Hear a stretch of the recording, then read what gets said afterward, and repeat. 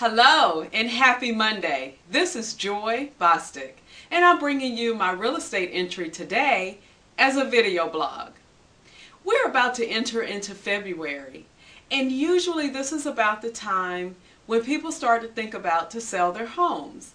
Of course, we know that the real estate season is going to start in the next month and a half or so.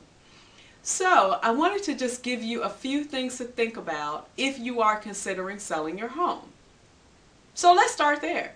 Are you considering selling your home? If so, why are you looking to sell? Do you have to sell, or are you just in a position where you want to sell?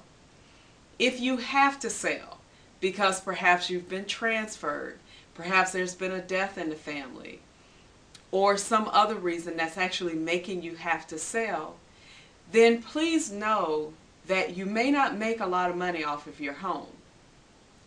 If you have to move, but you don't necessarily have to sell, then I would definitely encourage you to consider renting your home. Contact me and I'll give you more information about that. Or maybe I'll just do another entry at another time, maybe next week. Okay, so now we've determined and decided that you do need to in fact sell your home. Well, what are some things that you can do to get your home ready to sell and make it so that it won't be on the market that long? Let's start with you. You are throughout your home. You probably have photos and awards, children's artwork, certificates, personal items that you've done, made, created, what have you. All of those things that made your home need to be moved, or at least need to be pared down. You don't want a buyer to come into your home and they're trying to figure out all about you. They shouldn't be in your home and know where you went to school and where you go to church and things like that. So you want to remove all of those things that point directly to you. Get a box them up, put them in a closet. If you have a lot more than that, then they're going to need to go to the same place your furniture is going to need to go. So let's talk about your furniture.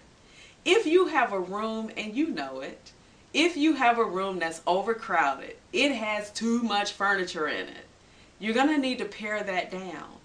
Why?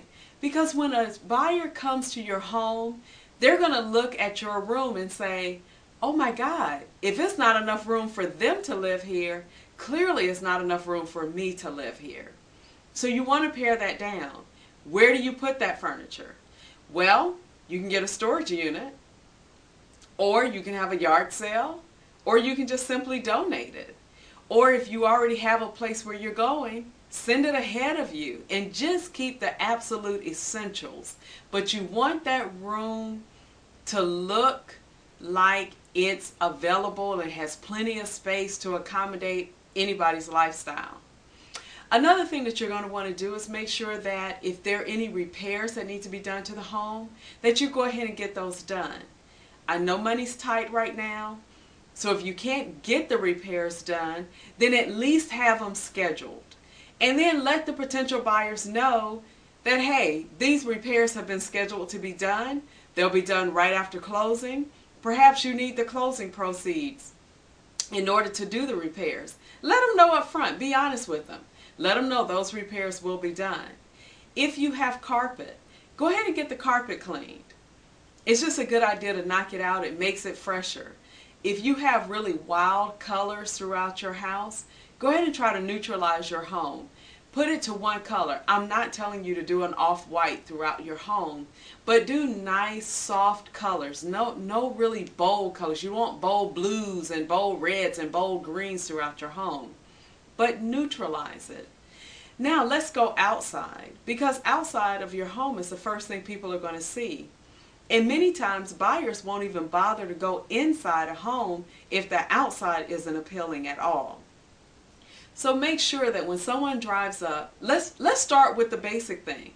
Let's make sure that house numbers are on your mailbox and on your house, or on one or the other, and show very prominently.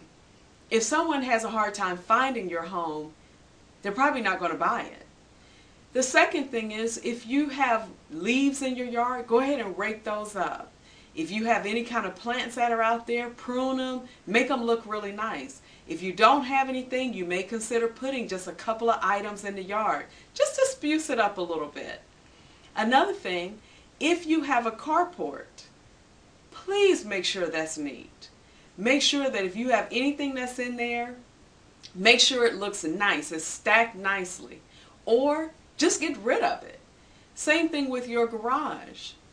Clean it out some, get some of that stuff out of there. Your garage does not become your storage place.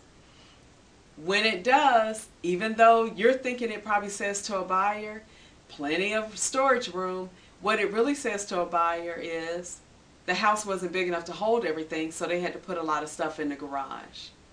I certainly hope these tips have helped you. If you are looking to sell your home, you know I'm available here in Atlanta. If you're somewhere else and you need an agent, you can still call me. I can still help you find another agent in your place. All right, take care and I'll see you next time. Bye.